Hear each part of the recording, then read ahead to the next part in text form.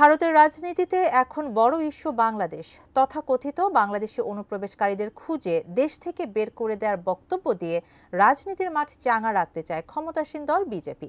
ভারতের মতো বিশাল ও বৈচিত্র্যময় একটি দেশেই যেখানে নানাবিধ সমস্যা ও চ্যালেঞ্জ রয়েছে, সেখানে বাংলাদেশ নিয়ে কেন এত সরব দেশটির সরকারে থাকা নেতা ও গণমাধ্যমগুলো? কারণ বিশ্লেষণ করে ইমতিয়াজ আলমের রিপোর্ট।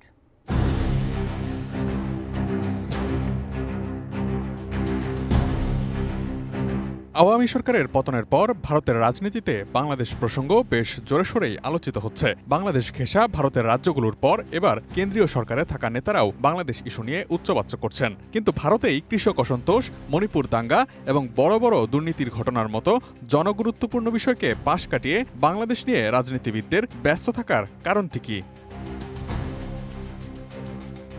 সম্প্রতি দিল্লি বিধানসভা নির্বাচনের প্রচারণায় অংশ নিয়ে স্বরাষ্ট্রমন্ত্রী অমিত শাহ নারেলার একটি জনসভায় ভাষণ দেন। ভাষণে অমিত শাহ বলেন, যদি বিজেপি ক্ষমতায় আসে তবে 2 বছরের মধ্যে দিল্লি থেকে বাংলাদেশি এবং রোহিঙ্গাদের সরিয়ে দেওয়া হবে। তিনি দাবি করেন, বিজেপি দিল্লিকে এই অবৈধ অনুপ্রবেশকারীদের হাত থেকে মুক্ত করবে এবং নিরাপত্তার দিকটি নিশ্চিত করবে। দিল্লি ও উত্তরপ্রদেশের মধ্যবর্তী স্থানে অবস্থিত আরেকটি ছোট শহর ওখলা। এই শহরটিতে বাংলাদেশি ও রোহিঙ্গা অনুপ্রবেশকারীরা বসতি স্থাপন করেছেন বলে অভিযোগ করেছেন উত্তরপ্রদেশের মুখ্যমন্ত্রী যোগী আদিত্যনাথ। ভারতীয় সংবাদ মাধ্যম পিটিআই এর এক প্রতিবেদন থেকে জানা যায়, 28 জানুয়ারি মঙ্গলবার দিল্লির মঙ্গলপুরীতে একটি সমাবেশে এই কথা বলেন বিজেপির এই নেতা। ভারতের মতো বিশাল এক দেশে যেখানে এত সমস্যা ও চ্যালেঞ্জ রয়েছে, সেখানে তৃণমূল থেকে কেন্দ্র পর্যায়ের নেতারা কেন বাংলাদেশ ইস্যু নিয়ে পড়ে আছে? এর কয়েকটি কারণের মধ্যে একটি অন্যতম কারণ হতে পারে ক্ষমতায় থেকেও নিজেদের ব্যর্থতা ঢাকতে এবং বিদ্বেষ ছড়িয়ে রাজনীতির মাঠকে চাঙ্গা রাখতে চায় ক্ষমতাসীন বিজেপি। সাম্প্রতিক সময়ে ভারতে ক্ষমতাসীন দল বিজেপি বেশ চাপের মুখে পড়েছে। শিল্পগোষ্ঠী আদানির সঙ্গে দেশের প্রধানমন্ত্রী নরেন্দ্র মোদীর ঘনিষ্ঠ সম্পর্কের কারণে বেশ কিছু সিদ্ধান্ত নিয়ে দেশটির সংসদ ও সংসদের বাইরে বিরোধী দলগুলোর চাপ মোকাবেলা করতে হচ্ছে বিজেপিকে। দিল্লির বিধানসভা নির্বাচনকে সামনে রেখে আবারও যখন বাংলাদেশ ইস্যু নিয়ে ভোটের মাঠে উত্তাপ ছড়াতে যাচ্ছে কেন্দ্রীয় নেতারা, তখন দিল্লির শাসনে থাকা আম আদমি পার্টি বলছে, বিজেপির দিল্লি নিয়ে উন্নয়নের কোনো পরিকল্পনাই নেই। তাদের দৃষ্টিভঙ্গি শুধুমাত্র নেতিবাচক প্রচারণার মধ্যেই সীমাবদ্ধ। দিল্লির পুলিশ কেন্দ্রীয় স্বরাষ্ট্র মন্ত্রণালয়ের অধীনে পরিচালিত হয়, অথচ শহরের আইন শৃঙ্খলা পরিস্থিতি দিনকে দিন খারাপই হচ্ছে। গত 1 দশকে তাদের একমাত্র কাজ ছিল দিল্লির নিরাপত্তা নিশ্চিত করা, এবং সে কাজেও তারা ব্যর্থ হয়েছে বলে জানিয়েছে আম আদমি পার্টি। বৈচিত্র্যময় ভারতের অধিকাংশ জনগণ স্বল্প শিক্ষিত, কিন্তু ধর্মের দিক থেকে তাদের এক সূত্রে গাঁথা সম্ভব। তাই হিন্দু ধর্মের শাসন প্রতিষ্ঠার মাধ্যমে তাদের সহজে নিয়ন্ত্রণ করা সম্ভব। তাই সংখ্যাগরিষ্ঠ জনতুষ্টিবাদী রাজনীতির মাধ্যমেই এই জনগোষ্ঠীর মধ্যে বাংলাদেশ বিরোধী জিগির তুলে দিয়ে নিজেদের ভোট ব্যাংক সুরক্ষিত করার চিন্তা করছে বিজেপি। আপনি কি হার্টের সমস্যা নিয়ে দুশ্চিন্তাগ্রস্ত? স্বল্প খরচে হার্টকে ভালো রাখার সহজ উপায় মাতৃভূমি হার্ট কেয়ারে। এই বক্তব্যের পেছনে যুক্তি হিসেবে সমর্থন দেয় সবশেষ লোকসভা নির্বাচনের ফলাফল। যদিও দ্বিতীয় দফায় জয়ী হয়ে সরকারে আসে বিজেপি, কিন্তু কংগ্রেস নেতৃত্বাধীন ইন্ডিয়া জোটের দাপটে কিছুটা ব্যাকফুটে যেতে হয় তাদের। 2019-এর নির্বাচনে যেখানে মাত্র 52টি আসন পেয়েছিল কংগ্রেস, সেখানে কংগ্রেসের নেতৃত্বে ইন্ডিয়া জোট এবারের নির্বাচনে জয় তুলে আনে 234টি আসনে, যেখানে সরকার গঠনে প্রয়োজন ছিল 272টি আসন। তাই সামনের নির্বাচনে বিজেপি ক্ষমতায় টিকে থাকতে শেষ চেষ্টা করছে বিদ্বেষের রাজনীতি চর্চা করে নিজেদের হারাতে বসা জনপ্রিয়তা ধরে রাখার।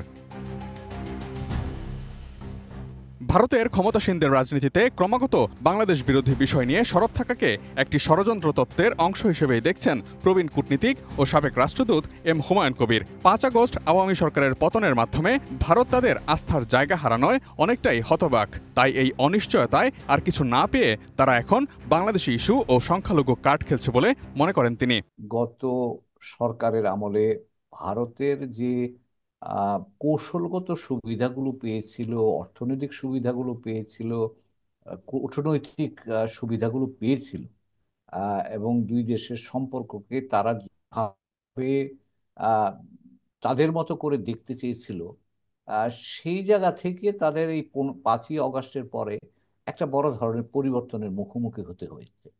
এবং এই 5ই অগাস্টটা আমাদের এত দ্রুত, এত অভ্যন্তরীণ শক্তি নিয়ে এই পরিবর্তনটা এসছে যে এটাকে তারা হয়তো ভালোভাবে আন্দাজ করতে পারেনি। ফলে তাদের একটা শখ যদি আমি বলি, তারা এই অবস্থাটার সাথে মানিয়ে নিতে তাদের একটুখানি অসুবিধা হচ্ছে। এবং তারা যেহেতু একটা এখন তাদের যে সুবিধাগুলো তখন তারা পেয়েছিল, সেই সুবিধাগুলোর একটা অনিশ্চয়তা তৈরি হয়েছে। বাংলাদেশ সরকার কিন্তু এখন বলেনি যে তারা ভারতের সাথে সম্পর্ক খারাপ চায় বা এরকম, কিন্তু এখানে একটা নতুন শব্দ চয়ন আমরা শুনতে পাচ্ছি। এটা হচ্ছে মর্যাদা এবং সমতার ভিত্তিতে দুই দেশের সম্পর্কটাকে চালাতে চায় বর্তমান অন্তর্বর্তীকালীন সরকার। এবং আমার ধারণা এটা বাংলাদেশের জনগণেরও প্রত্যাশারই প্রতিফলন মাত্র। তো সেই ক্ষেত্রে ভারতের জন্য একটা অস্বস্তির জায়গা তৈরি হয়েছে, কারণ তাদের প্রত্যাশা বা তারা যেভাবে বাংলাদেশ ভারত সম্পর্ককে দেখতে চেয়েছিল, এই এখন সেই জায়গাটায় তারা এক ধরনের অনিশ্চয়তার মধ্যে আসছেন। এই অনিশ্চয়তাটা তাদের দিক থেকে যেটুকু আপনি বলেন, যদি এই অবস্থাটার উপলব্ধির যে সক্ষমতার ঘাটতি, সেটা তাদের জন্য একটু মানতে অসুবিধা হচ্ছে। এবং সেই জন্যই তারা বিভিন্ন ধরনের, আমি সরকারের কিছু অংশ, মিডিয়ার কিছু অংশ, রাজনৈতিক দলগুলোর কিছু অংশ এখানে এক ধরনের একটা ষড়যন্ত্র তত্ত্ব খুঁজবার জন্য তারা চেষ্টা করছে। এবং এখানে যখন দেখছে যে আর কোনো কিছু কাজে লাগছে না, তখনই তারা এই সংখ্যালঘু কার্ডটাকে তারা ব্যবহার করছে, যে বাংলাদেশে ভারত বিরোধিতা একটা রাজনীতির অন্যতম উপজীব্য বিষয়।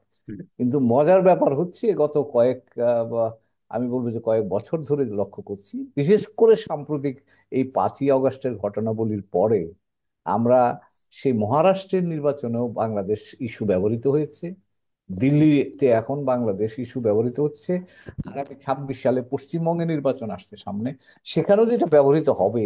এটা কিন্তু মোটামুটি আমরা বুঝতে পারছি যে রাজনীতিতে তো যারা রাজনীতি করেন তাদের কাছে রাজনৈতিক নির্বাচনে জয়লাভ করা সেটা প্রধান বিষয় হিসাবে থাকে। হয়তো সেই আলোকেই তারা এই বাংলাদেশ ইস্যু নিয়ে আজকাল বেশি কথাবার্তা বলছে। পরিবর্তিত রাজনৈতিক প্রেক্ষাপটে বাংলাদেশের জনগণের আকাঙ্ক্ষার প্রেক্ষিতে পারস্পরিক মর্যাদা ও সমতার ভিত্তিতেই দেশের পররাষ্ট্রনীতি এগিয়ে নিয়ে যাওয়া উচিত এবং ভারতের দিক থেকেও তা ধারণ করা উচিত বলে মনে করছেন বিশ্লেষকরা। Imtiaz Alam, ATN news, Dhaka.